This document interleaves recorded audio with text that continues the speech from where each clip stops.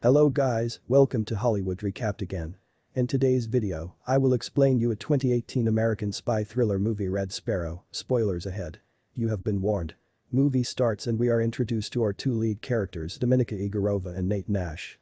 Dominika is listening to music while Nate is listening to a coded recording. As Nate decrypts the code and removes a weapon from underneath his desk, Dominika arrives at the theater and begins to apply makeup. Dominika is a famous ballerina, and as she begins to perform, we see Nate Cash, a CIA agent, enter the park to meet his Russian agent, codenamed Marble. Nate is confronted by the Russian police and fires a gun to create a distraction from his mole. He is chased through town, where he manages to enter the American embassy. Dominika is lifted and spun through the air by her leading man, but as he goes to put her down, he drops her, and she lands badly. Nate drops to the floor in surrender at the same time as Dominika falls and breaks her ankle. Dominika's uncle, Ivan, who is the deputy director of the SVR, comes to visit her and offers her a job for working with him. He also gives her photographs of her lead man kissing the girl who replaced Dominika in the ballet show. Dominika understands that she was dropped for the purpose and goes to avenge the pair. She walks into the theater to find the two ballet leads having intimate session in the bathroom. She beats them both violently with her walking stick then leaves from there. When she returns home, her mother is on the floor unable to get up and it becomes clear to Dominika that she will have to take her uncle's job if she want to maintain good care for her mother. We see Dominika getting dressed up as her uncle's voice relays instructions. She is given a job with seducing Dmitry Ustinov for information, but when they go to his room, he starts to rape her. As this is happening, another SVR agent enters the room and kills Dmitry, strangling him with a piece of wire on his neck. Dmitry's blood drips onto Dominika, who is taken away by the SVR agent. Dominika is given two choices. Either train as an agent or be killed for witnessing the murder of Dmitry. Dominika is sent to State School 4 to train as a sparrow. Here she meets the matron, who tells her that if she cannot be of service to her country, she will put a bullet in her head. And the training begins. The matron calls Dominika, along with a boy named Victor, to the front of the class and tells them to strip. Victor complies, but Dominika refuses. Meanwhile, we see that Nate is back in Washington for his debrief where he is suspended from foreign assignments. Nate argues that he has been with Marble for 3 years and Marble will refuse to work with anyone else. Dominika's training continues with activities such as shooting, lockpicking and learning how to use different substances and trace it. Dominika excels in her training. While Nate is in a meeting with the CIA. He tells them that he has a tail, which makes him believe Marble is still alive. As the CIA have been unable to establish contact with Marble, they give Nate one final assignment to meet Marble in Budapest and get him to communicate through one of the other agents. At State School 4, matron tells the class the purpose of a sparrow. Every human being is a puzzle with a missing piece. A sparrow must establish the real need of that other person and become that missing piece. The students are assigned returning soldiers and told to take care of their needs. Dominika picks a quiet boy and takes him to her room. And when she is showering, a fellow sparrow walks in and tries to rape her. She rips off the shower handle and beats him with it. Dominika's uncle, Ivan, is in a meeting with the senior members of the SVR including General Korchnoi to discuss Nate. They are aware that Nate will try to establish a contact with their mole and they are keen to send another agent to establish the mole's identity. Though Dominika has caused friction with the matron due to her continued refusal to obey orders, she is given the assignment in Budapest. She must get close to Nate, establish trust and find the mole. Dominika settles into an apartment alongside another agent called Marta. She is quick to establish contact with Nate, but he is smart enough and quickly realizes that she is a Russian agent. Dominika inspects Marta's room and discovers that she is assigned to buy classified intelligence from a senior American staff member, Stephanie Boucher.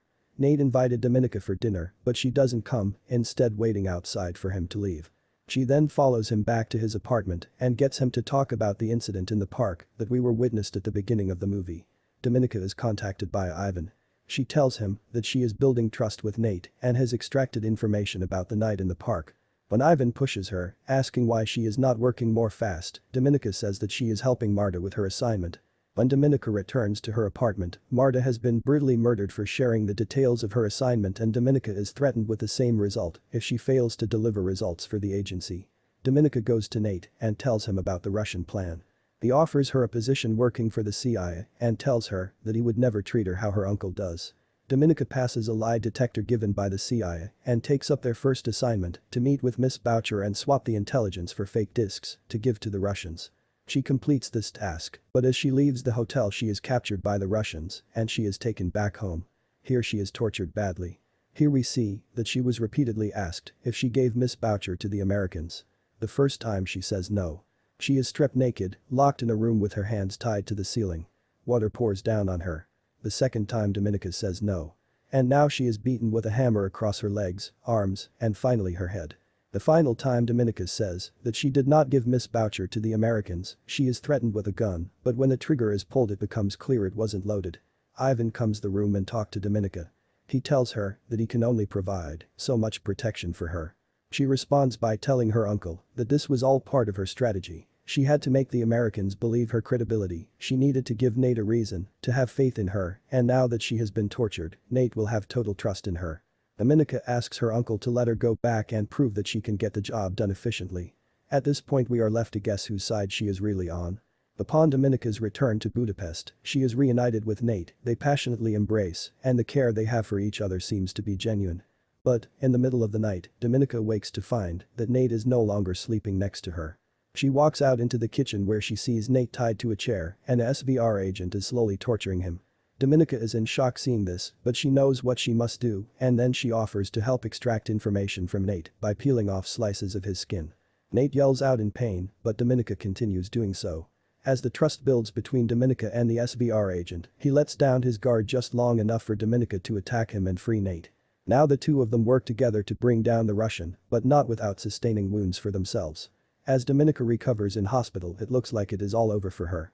She has blown her cover to the Russians by saving Nate's life. General Korchnoi comes to talk to her, a man who we saw to be steadfast and intimidating throughout the movie. Just as all hope is lost, Korchnoi makes the shocking confession that it is he who is the mole. Korchnoi is impressed by Dominika's work and dedication, and he wants her to give him up in order to gain the full trust of the Russians. She can then take over his role by giving Russian intelligence to America. Korchnoi accepts his fate and awaits the arrival of the Russians to impose his imminent death. A team of Russians and Americans gather on the airfield to trade moles. Nate holds onto Dominika's arm and asks how she was able to give up the mole so easily. He is disappointed for her decision. Then we see Marble step out of the helicopter with a bag over her head. Nate continues to express his dismay by telling Dominika that the Russians will never let them take Marble alive. So, she says that one day he will understand what she has done, but Nate reiterates that he will not because he is not in the habit of throwing people away. Dominika begins to move towards the Russians and Marble towards the Americans. All that is left is for Nate is to confirm the mole's identity. The bag is lifted and in a huge final twist. Now Dominika has named as the mole is not Korchnoi, but it is in fact her uncle, Ivan.